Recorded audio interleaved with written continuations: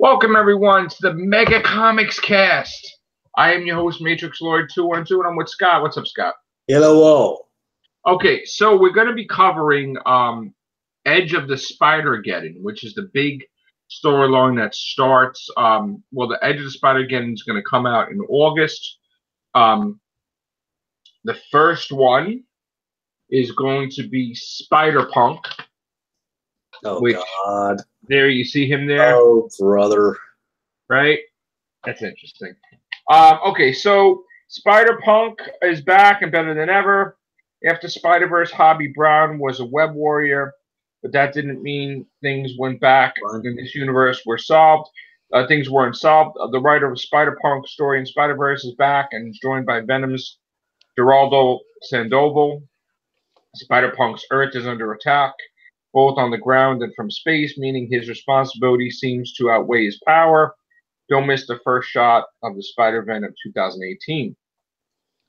And then we have issue 2, after Gerald Way and Jake Wyatt created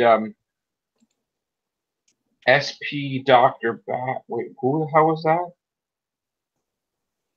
Hold on. SP Doctor. Spider Doctor? I don't know. I guess. So the girl is called Penny Parker. And that's in another universe where she has this creature thing. I'm trying to show right here. That's Penny Parker. Okay. Okay. Okay, so what they do is they basically show off universes in the Edge of the Spider-Verse. Okay. And then they integrate them into the this is Edge of Spidergeddon. This is Spidergeddon's storyline. And then they integrate them into the storyline. So we're going to have another universe that's going to be shown. And the Spider-Man from the PS4 game is going to have a comic in Spidergeddon. Okay. You know the video game that's coming out, Scott? Yes, I'm very familiar with it. Yeah, so he's going to be part of the Spidergeddon storyline in issue 0 of Spidergeddon. The Edge of the Spidergeddon number 3, Peter Parker was bitten in this universe by a radioactive spider, and it causes his Uncle Ben no end of troubles. And that is until Ben gets shot in a mugging, and Peter's blood donation turns Ben into superhero too. Oh, God. So they have a picture of Uncle Ben and Peter Parker both being Spider-Man. And we're going to show right here. Wait, hold on. I'm going to try to. Can you see that? Yeah. So he's basically the Noir Spider-Man thing going on, basically. I mean, that's basically what's happening. They're both spider people in this universe thing, which is, I guess it's interesting. I don't know. Okay. And then we have another. What's next? Is Aunt May going to become a spider? Maybe. Let's see. In issue 4, in this universe, science industrialist Norman Osborn's life is changed when he gets bitten by a radioactive spider. With young scientist Peter Parker working for his company, Norman became a very different Spider-Man and changed the world. Now, however, Norman's son Harry is seen wearing a green armored suit and is threatening everything Norman has built. Yeah. So in that universe, yeah. See, you know what it is? This is what gets me. I know that there's tons of universes, right? And we're supposed to get excited. This is so cool. This is so cool. This is great. This is fantastic. But it's an overused cliche. I think the problem is that we just got overloaded with the Red Goblin stuff. Yeah. with a zillion and one covers. And then and Spider-Verse isn't that old, and the Clone Conspiracy isn't that old that came out either, which we've seen the members of the Spider-Verse in the Clone Conspiracy, which was a cross between Spider-Verse, Walking Dead, and the Clone Saga, which was just whatever. It's on crack. It's like spider crack. So, it's too soon to have a massive Spider-Man storyline like this, especially a sequel to Spider-Verse. But Marvel Comics doesn't get a clue, and they don't really understand that. And they don't understand that sometimes we need a break from tons of story. You can't keep putting out big stories. What if type of thing? I could see them doing it, but it's one of these. Here's a new trilogy. And it's pretty much recapping stuff they've used before. Before it took up build-up, before you got into a big storyline. We just got through the Red Goblin. We just got through the clones.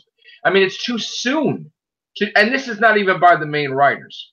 And the biggest thing that I found out today is that even though Spidergeddon is done by somebody completely different than Nick Spencer is doing a massive Spider-Man thing in the comics, where he's going to have a new villain that's going to destroy Peter Parker so much he's going to leave a scar that's going to really mess up his life, whether he kills somebody or something. Also, Black Cat is going to be integral to the story arc, so meaning that Black Cat may become the love interest of Peter Parker, because it's definitely not going to be Mary Jane. Yeah. And they may go far with that. And his roommate is going to be Boomerang, which is weird in itself. Okay. His own supervillain is going to be his roommate, which they've done that in the past with Harry Osborn. Yeah. So this whole Spider-Geddon thing, in my opinion, Marvel is just going overloaded. They're reaching in too many straws. They're destroying kids' wallets, and they're not giving them a chance. And what happens is when these people buy these storylines, they can't buy anything else. But they don't get that. So you're over-flooding the market with Spider-Man stuff. Because here's the thing. You're going to drown it to where you're going to destroy the series. They're looking at it as a business perspective that Amazing Spider-Man 800 made them like $1 million or whatever. But the problem is, yes, it did fantastic, but everything else is failing or not coming up because people just cannot. No. These comics, the comic is $10, okay? Amazing Spider-Man 800. And they had multiple covers. And not everybody. And the reason for this was they've done this every year. They put out a $10 Spider-Man comic just to make money, I guess. I don't know. I mean, they had to have an 80-page storyline, which was fantastic. But they went overboard with the covers, I'm sure. But whatever. But now you don't need to continue with the massive covers. You don't need to continue with the storylines. But they are. But while this is going on, and while they expect you to spend $6, $5 every other week, right? They are having the Infinity Wars comic, which is a new storyline with a new foe, new stuff. This is going to happen at the same time. Just like the new Fantastic Four is going to happen at the same time. The comic is coming back. And an Iron Man comic with Dan Slott also. So they don't understand that. Yes, an oversaturation. They're looking at it as a business. A business. How can we make money? How can we make money? Let's throw the kitchen sink out there. The 90s happening again. Yeah. But now they're also building up the return of Wolverine. Well, guess what? He already returned for like how many months? Come on. But they're still going to do it with the comics, and they're going to have every variant cover when it was Age of Apocalypse, when it was this, when it was that. Also, a shocker that I am not happy about. They are bringing back the West Coast Avengers, which I had predicted. But it's with nobody that I care about other than Hawkeye. It's all these new kid things. Of course. That nobody gives a crap about, that the villains, it's like, what are you talking about? So it's America Chavez, which I don't care about her. Gwenpool, I don't care about her. Fuse, Kid Omega, all these kids with Hawkeye. It's so stupid. And that's just it. That's what they're stressing. That's what they're going for the bottom, right? So you watch. They'll try to turn this into a Saturday morning, or not Saturday morning, but they'll try to turn this into one of those Disney Channel things and all, or Nickelodeon type of things. That's all it is. It's trying to shoot for the toy fair or the or a cartoon. And now what they're doing is they brought the Cosmic Ghost Rider. Oh no! From the future, which is from a timeline, I guess. And I guess he's going to be in the current timeline, which technically Cosmic Ghost Rider is Frank Castle, the Punisher, but he is Ghost Rider in the future, which is ridiculous. And he's going to be interacting with all these different heroes now, which is, So there's that. Oh, and the big thing that Dan Slott is doing is he's rekindling the romance between the Wasp and Tony Stark that happened in the Avengers comic like years and years ago. They're going to have a big romance. Oh, goody. Yeah. Hold my excitement.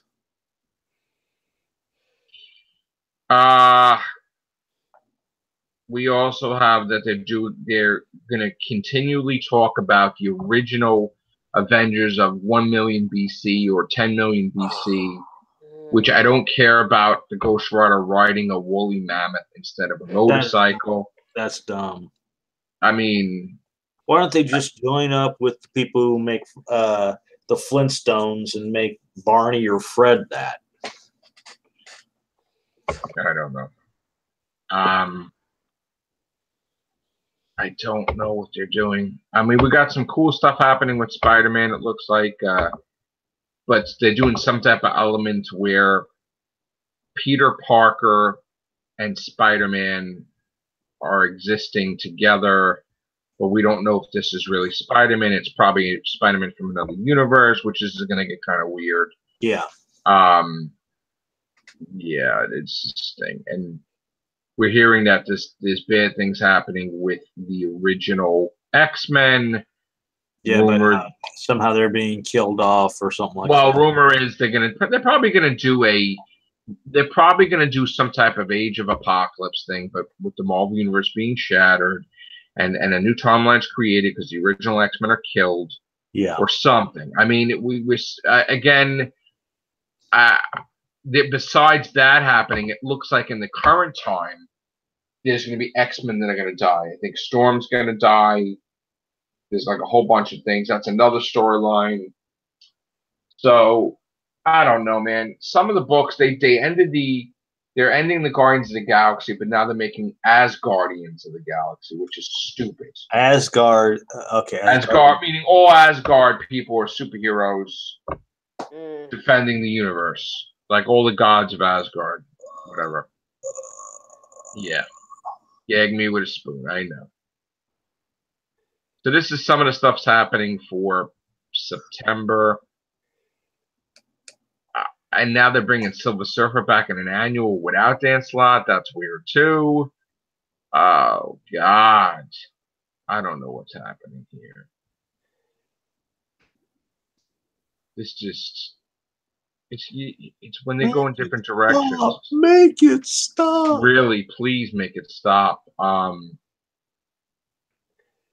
So Ahab from the future is traveling back in time and killing the X-Men, which he's from Days of Future Present, I believe. That storyline from back in the day. I think it was Days of Future Present. Days of Future... I don't know. They made sequels to that storyline, too. All right, so that's that. I don't mean to sound like negative or upset, but there are things that I just don't agree with that they do in the comics, and it's not about what the stockholders say and how we can make our profit margins. It's about what the people are interested in, and all these dramatic changes are annoying, and people don't really care for certain things. We don't need to have a million covers of the same thing. Let this start affecting them, and they'll start changing their mind, like it did with the SJW stuff that was going on in the past. Yeah. Now, there's also something going on in the Flash comic, which I don't even know. This is sounding weird to me, but they're saying now, besides there being a speed force, and this sounds really corny, but there's a strength force. Oh, come on. Yeah, I know. And they're like, well, he's the fastest man alive, but is he the strongest? You know, why can't it just be back like the way it was? I mean, I don't understand why they really gotta. I didn't want this to turn into like a negative cast, but they just we just got. Here's the thing: I was gonna do all these stories with the comic books, but then we got unexpectedly the solicitations for Marvel in September, which I didn't get to see yet. So I just wanted to cover that, but you know, yeah.